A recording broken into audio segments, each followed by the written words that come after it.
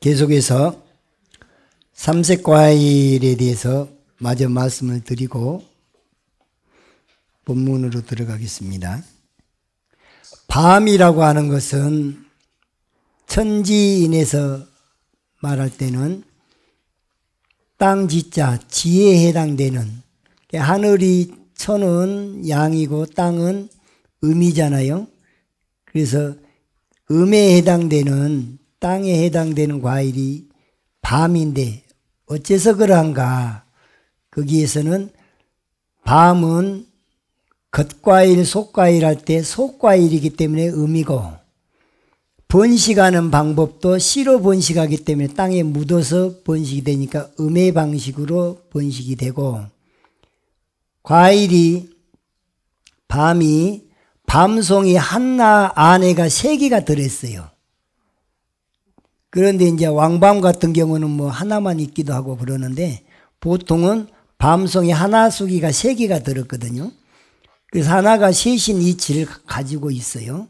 그런데 속에 밤송이 안에 들어있어서 그것이 속과일이 된다고 말이죠. 그래서 음에 해당되고, 그 다음에 이 밤이라고 하는 것이 여기서 배울 수 있는 것은 자기 몸을 보호하기 위해서 온몸에 가시를 돋치고 자기 몸을 보호한다는 것. 온몸에 가시를 돋치듯이 항상 경계심을, 몸가짐, 말가짐, 마음가짐을 항상 경계하면서 살아야 되는 게 여성들은 더욱더 그래야 된다. 옛날 같은 경우는 여성들이 밤에 어디 나돌아다니면 부모들이 굉장히 그걸 싫어하시고 그러셨잖아요. 귀가 시간도 9시 안에 꼭 와야 되고, 통금 시간이 있단 말이에요. 통금 시간이.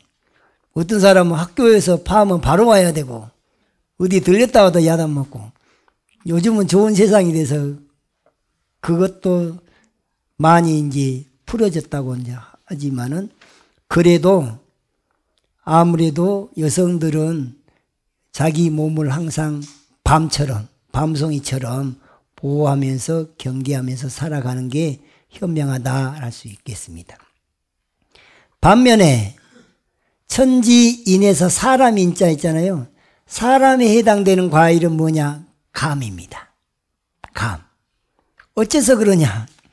감은요, 겉과일, 속과일 할 때는 겉과일면은 양이에요. 그렇죠? 껍데기를 먹으니까. 그런데 번식하는 방식은 씨로 번식을 하거든. 그게 음의 방식으로 번식해요. 그게 음양이 하나가 돼 있어요. 하늘의 에너지와 땅의 에너지가 함께 있는 음양이 하나인 게 사람이거든요. 사람 인자는 이 막대기를 갖다가 걸치고 있는, 받아주고 있는 사람 인자가 그렇게 생겼잖아요.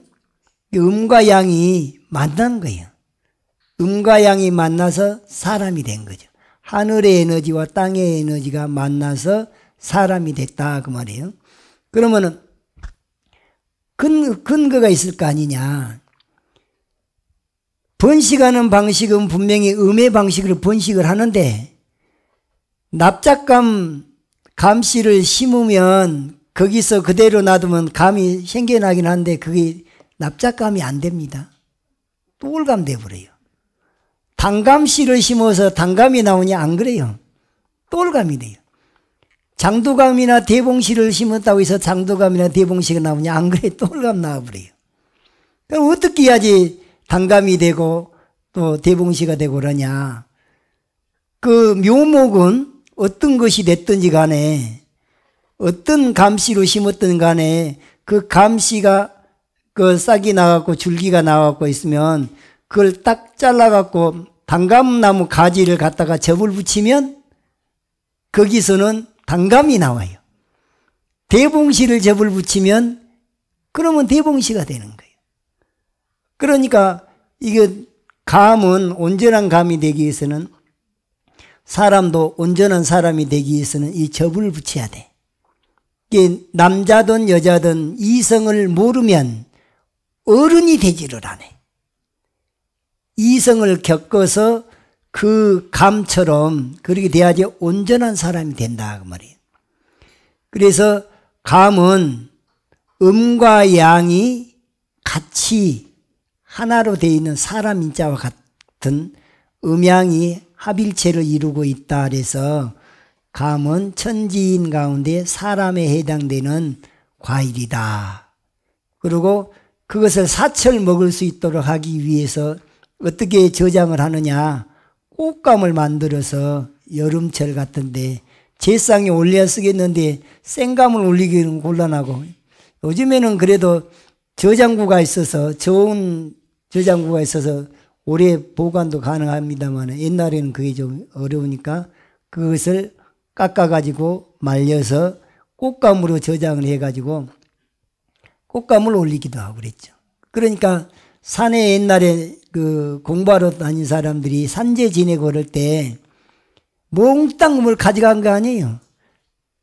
대추 한 주먹, 밤 몇 개, 감 몇 개만 있으면 뭐 한 보따리 해봤자 그 조금밖에 안 되거든요. 무게가 안 들어. 이 세 가지가 있으면 음식을 잘 차린 거 되고 다른 거 많이 했는데 수박은 얼마나 무거워요. 수박 한 덩어리 산에 들머지고 가봐요. 아주 찐이 빠집니다. 그런데 그 세 가지가 빠지면 잘못 차린 것이 되는 거예요. 그래서 삼색 과일은 대추, 밤, 감이다. 그 다음에 오색 과일이 있어요. 오색 과일은 거기다가 부부를 상징하는 과일은 배요. 자손을 상징하는 과일은 사과. 이유가 있지 않나. 사과는요 이렇게 쪼개면은 씨를 하나씩 달고 쪼개집니다. 바늘 쪼개면 이거 쪼개져요. 네 조각을 쪼개면 네 조각이 다 씨를 하나씩 달고 쪼개져요. 자손은 분갈을 해서 널리 창성하라고 씨앗을 퍼뜨리라고 그래서 사과는 자손을 상징하는 과일이고 부부는 헤어지지 말으라고 검은 머리가 팥불이 되도록 배 속살을 하얗잖아요. 백광태는 쪼갠다고 쪼개집니까? 억지로 칼로 나누면 나눠질 수는 있어요. 억지로 외부의 힘에 의해서 이렇게 억지로 자르면 잘라지기는 하는데 그냥 쪼갠다고 이렇게 힘 좋다고 해서 쪼갠다고 그 속까지 그렇게 쪼개지질 않아요. 그래서 부부는 일심동체로 평생 백년해로 하라고 해서 배를 올린다 그래요. 그러면 이게 오색 과일이고 나머지 과일들은 다 뭐냐? 제철에 난 음식으로 제철 과일로 정성을 올린다 이렇게 생각하면 됩니다. 삼색 과일은 밤, 대추, 꽃감 그 다음에 오색하면 사과, 배 그렇게 해서 제상에 기본적으로 우리 전통적으로 그렇게 그 내려온 음식이다 과일이다 그렇게 합니다. 그래서 감에서 배우는 것은 사람도 누구를 만나느냐에 따라서 성장하는 게 달라요. 스승도 훌륭한 선지식인 스승을 만나느냐 그렁저렁한 스승을 만나느냐에 따라서 배움이 아주 달라집니다. 친구를 사귄 것도 마찬가지예요. 그래서 항상 우수인자를 접을 붙여야지 말하자면 종족 번식을 하는데도 굉장히 도움이 되듯이 항상 이 스승도 잘 만나야 되고 또 그러기 위해서 노력을 또 그리 해야 된다라는 것을 알 수가 있습니다. 대개건담에 손님과 대화 나눌 때는 부득 양을 갖추하고 집안의 허물을 드러내지 말고 다만 찬탄하기를 원문불사 우리 절집안에 어떠한 일이 있다 부처님 불사는 뭐하고 한다 그런 일을 누가 뭐 어떻게 하는데 누가 참 훌륭히 잘하더라는 게 칭찬하는 그런 좋은 소리는 할지언정 부득 예 고방하야 나아갈 예자입니다. 고방이란 것이 창고예요. 창고에 괜히 가가지고 여기 두리번 저리 두리번 해가지고 밖에 다니면서 그거 갔더니 무엇이 정리가 어떠고 저쩌고 무엇이 어떠고 있구더라 이런 소리를 하고 댕기면은 안 된다 그 말이에요. 부득 해서는 안 된다 그 말이잖아요. 견문잡사하고 보고 듣고 잡된 것들을 갖다가 보고 듣고는 스스로 의혹을 가지면 안 된다. 이게 대중방에 거치할 때 기본이다 그 말이죠. 그러니까 대중방에 거치할 때는 첫째는 양보심을 가지고 다투지 말 것. 둘째는 서로 도와주고 보호해줘라. 셋째는 쓸데없이 승부를 내려고 하지 말아라. 이기고 지는 것. 그 다음에 넷째는 쓸데없는 말들로 그냥 시간 낭비하지 말아라. 그 다음 남의 신발을 잘못 신지 말아라. 그 다음에 좌차를 어기지 말아라. 그 다음에 대화를 나눌 때 손님을 상대할 때는 이 집안에 무엇이 안 좋고 무엇이 안 좋고 무엇이 안 좋고 그런 소리를 소문내지 말아라. 그 다음에 다만 이 절집안에서 지금 현재 진행되고 있는 불사가 뭐뭐시고 하는데 좋은 소리는 하되 괜히 이방 저방 다니면서 뭘 보고 들은 것을 소문내지 말아라. 소문내거나 의혹을 갖지 말아라. 이게 대중 생활의 기본이다라는 겁니다. 그 다음에 마을 왕래하는 예절. 비요사얻은 부득 유주여편하야 여소교통하야 영타정지라고 실자 도정이하다. 중요한 일이 아니거든 여기저기 이 마을 저 마을 싸돌아다니는 것을 유주여편이라 그래요. 고울 주자 고울 현자잖아요. 근데 여기서 이 유자가 놓을 유자고 엽자가 지날 엽자예요. 수렵한다 할 때 사냥할 때 잡을 엽자도 됩니다. 그러니까 이 고을도 지나가고 저 고을도 지나가고 여기저기 다니는 것을 유주여편이란데 유주여편을 해갖고 가다 보면은 이 사람도 만나서 요런 얘기도 하고 저런 얘기도 하고 이제 그게 속인들하고 교통한단 말이에요. 속인들과 사귄다 그 말이잖아요. 수행자가 말이에요. 여기는 지금 누구 입장에서 한 말이냐면 수행자 입장이에요. 수행자가 공부에만 신경을 써야지 괜히 바깥에 나가가지고 신도들하고 다니든 아니면 친구들하고 다니든 그런 것을 자주 다니다 보면은 쓸데없는 시간 낭비도 있을 뿐만 아니라 다른 사람들이 손가락질 할 수도 있고 그래요. 그렇게 해서 이 다른 사람이 시비에 들어갔고 미워하고 질투하고 하는 그런 일을 겪다 보면은 스스로 도 닦는 마음이 이뤄진다는 말. 실치한다. 도 닦는 마음이 사라지게 돼 있어요. 바깥에 나돌아다니면서 안 좋은 소리 들어봐야 기분 사람은 도 닦는 마음도 없어진단 말이죠. 당유 혹 있다면 혹시 당자입니다. 혹시라도 있다면 무엇이 요사 출행 중요한 일이 있어서 출행한다면 바깥에 출행을 하게 되거든. 고 주지인과 그 관중자야 고하라 그 말이에요. 알려라 그 말이에요. 누구한테? 주지 스님한테 알려라. 또 급이란 것은 밑급자연 주지 스님 과할 때 과자의 의미가 급이에요. 관중자여 대중을 주관하는 사람 그러니까 총무 스님 같은 사람이 있겠죠. 여기 이 절 같으면은 절 전체 상황이 돌아가는 것이 주지 스님이 총괄하지만 그 다음번에는 전부 연락을 어디서 하냐? 여기서는 종무소에서 해요. 그러니까 이 안에 대중이 산다면 오늘 어디 출행을 한다 그러면 종무소에다가 오늘 이러이러한 일로 해서 어디를 출타하게 됩니다 하고 알려야 돼. 저도 어디 밖에를 나가게 되면 반드시 종무소에다가 내가 이러이러한 일로 해서 어디 출행합니다. 어디 출타합니다. 그렇게 알고 있어야지 혹시라도 바깥에서 손님이 왔단 말이에요. 손님이 왔는데 주지스님이 어디로 갔는지를 모르는 수가 있어. 이렇게 소통이 안 되면. 이게 서로 이 소통이 잘 돼야지만 이 절이 잘 돌아가요. 주지스님이 출타를 했는데 어디 간지도 모르고 갑작스러운 일로 누가 찾아왔는데 주지스님 뵈러 왔습니다. 주지스님 연락을 해보니까 연락을 하니까 밖에 있다. 그럼 밖에 나간지도 모르고 있으면 안 된다고 말이에요. 그래서 내일 어디를 간다 그러면 미리 얘기를 해. 내일 아무 날 내가 출타하게 되니까 그렇게 아시라. 저 출타하는데 필요한 것들은 이거 준비해놔라 그러면 또 그렇게 해야 되고. 이게 서로 소통을 해야 돼. 그러니까 대중생활 하면서도 더러 이제 안거에 들어왔을 때 집회를 가야 될 때가 있어요.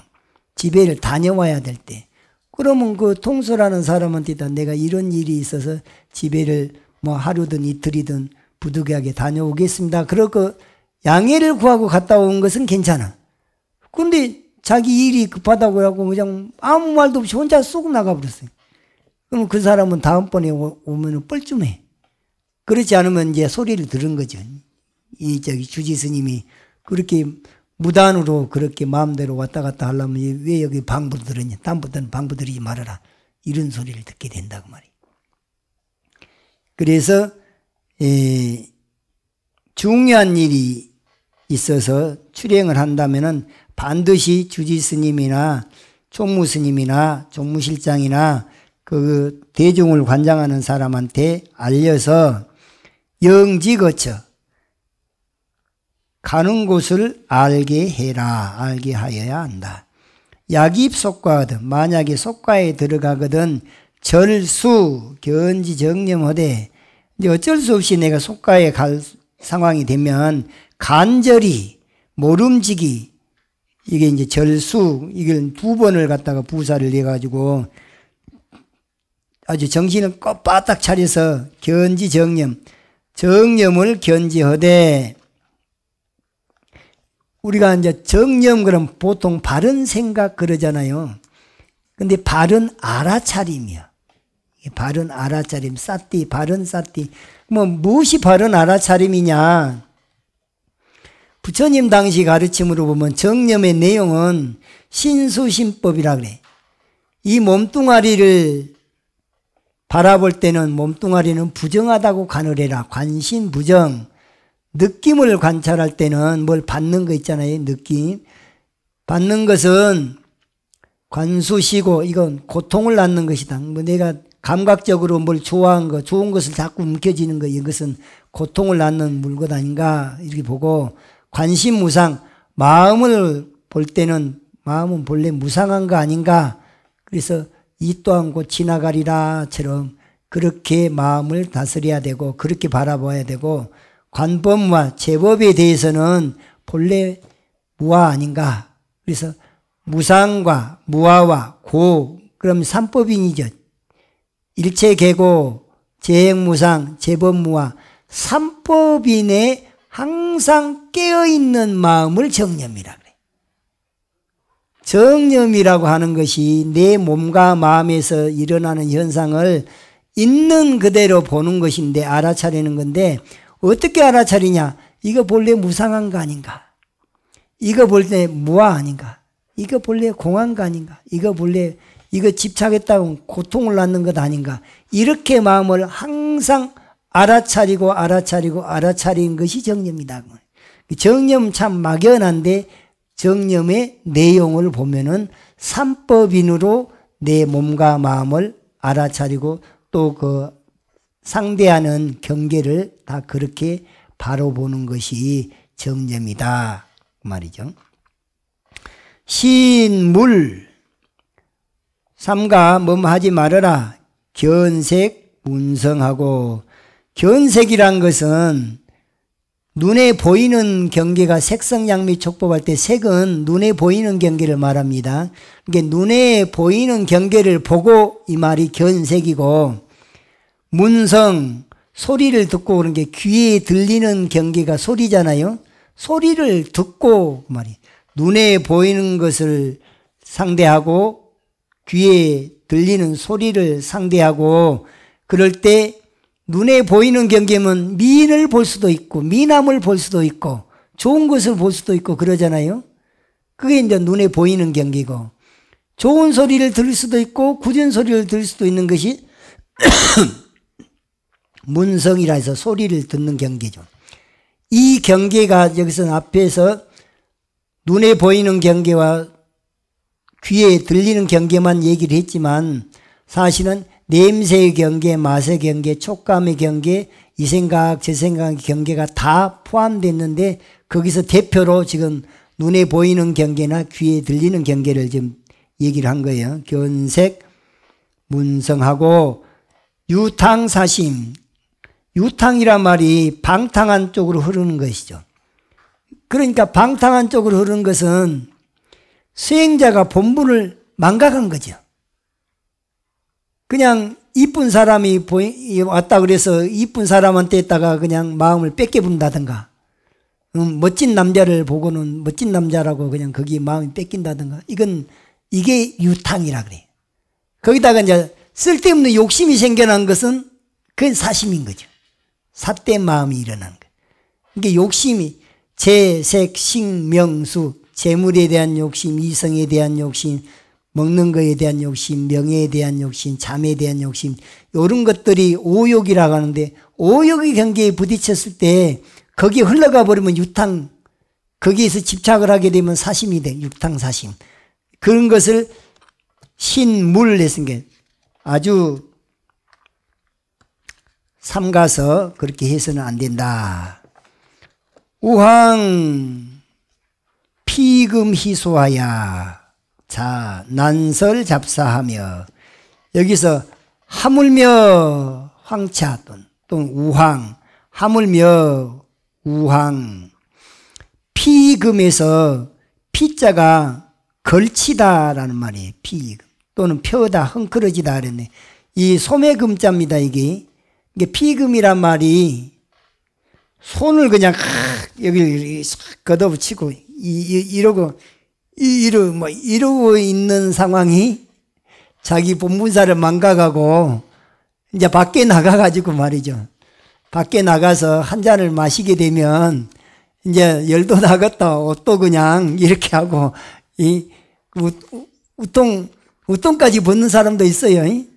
이 상황을 피금, 그러고 이제 희희낙낙하면서 웃어가면서 또 쓸데없는 소리 해나가면서 남 흉 봐가면서 그러고 있는 상황이 흉 보고서 다 같이 막 그냥 억자짓고 웃고 웃긴 소리 하고 또 웃고 막 이런 상태가 피금희소라 그래요.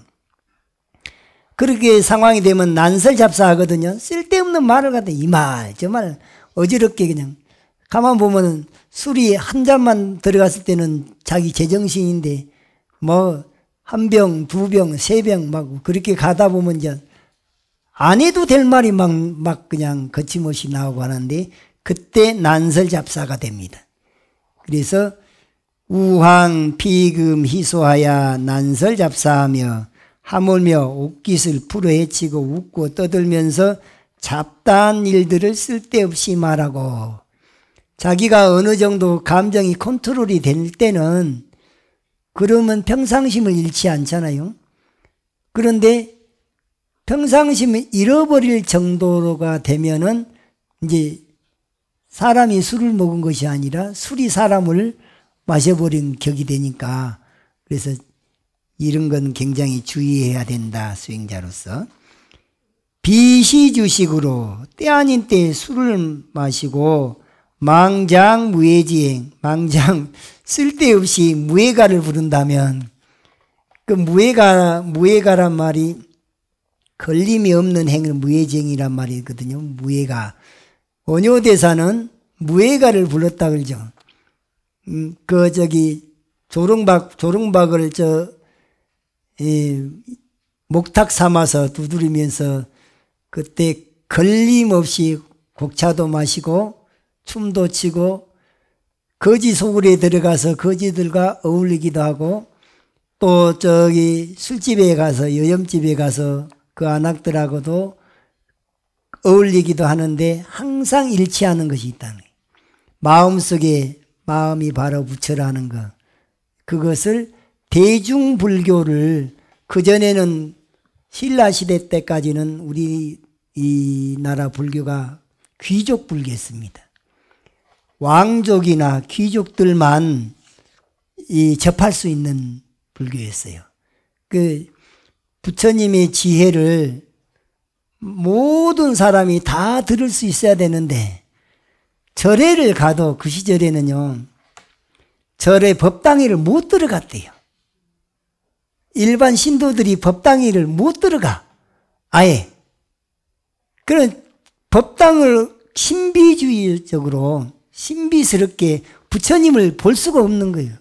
그럼 저 멀리서 법당문을 열어놓으면 저 멀리서 부처님을 향해서 절을 하고 그랬다는 거예요.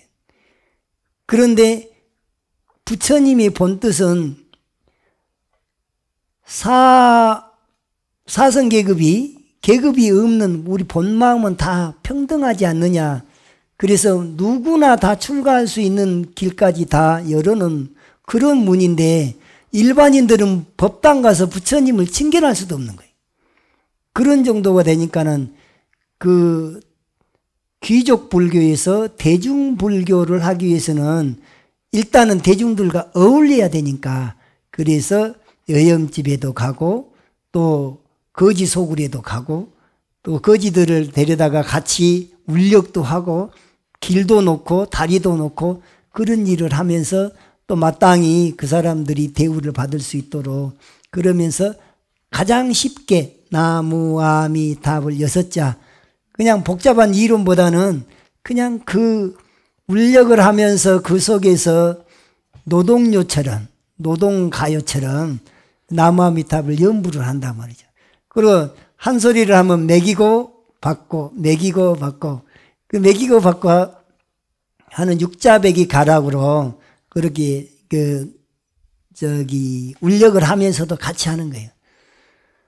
하나 둘 셋 넷, 그럼 나무아미타불 옳다 좋다 너무나 좋다, 그럼 나무아미타불 이렇게 하면서 일도 아주 능률적으로 일하고 재미있게 하고, 그렇게 매기고 받고 매기고 받고 하면서 전국을 돌아다니면서 일반인들도 나무아미타불을 연부를 할 수 있게 그렇게 무예가를, 그러니까 스님이라는 상에 딱 갇히게 되면 어울릴 수가 없는 거죠.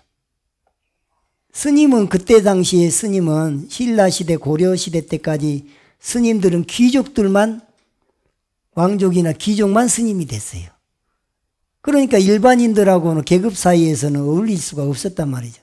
그래서 짐지 파괴를 하는 거예요.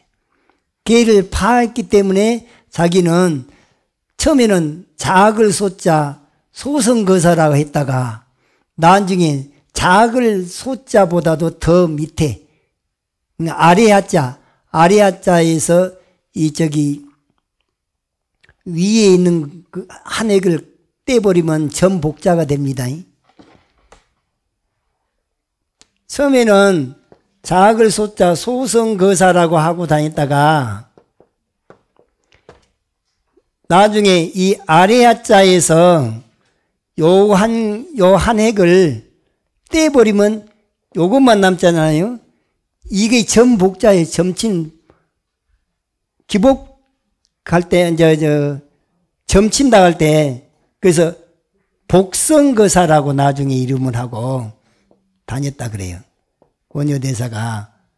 나는 아래야보다도 더 밑에 있는 사람, 아래 사람보다도 더 밑에 사람이라 해서 전복자 복성거사라 그러고 다니면서 무예가를 부르고 다녔는데, 무예가를 부른단 말은 뭔 말이냐면 신분의 구애를 받지 않고, 거지를 만나면 거지가 되어주고, 술꾼을 만나면 술친구가 되어주고, 여행집을 가게 되면 여행집과 어울려주고, 또 대신들을 만나면 대신과 어울려주고, 어느 부류에 딱 나는 이런 사람이라는 그런 것이 없이 걸림없이 다니면서 불법을 전했다 그래요. 그렇게 해서 원효대사 때문에 신라 불교가 대중불교로 발전할 수 있었다라는 평가가 나옵니다.